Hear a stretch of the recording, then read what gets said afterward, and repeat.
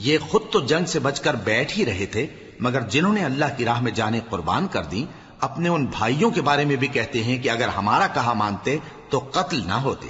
کہہ دو کہ اگر سچے ہو تو اپنے اوپر سے موت کو ٹال دینا۔ جو لوگ اللہ کی راہ میں مارے گئے ان کو مرے ہوئے نہ سمجھنا، وہ مرے ہوئے نہیں ہیں بلکہ اللہ کے نزدیک زندہ ہیں اور ان کو رزق مل رہا ہے۔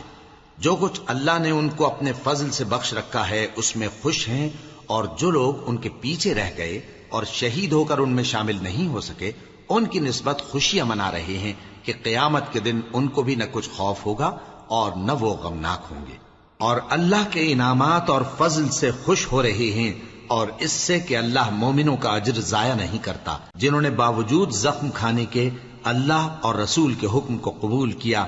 جو لوگ ان میں نیکوکار اور پرہیزگار ہیں ان کے لیے بڑا ثواب ہے۔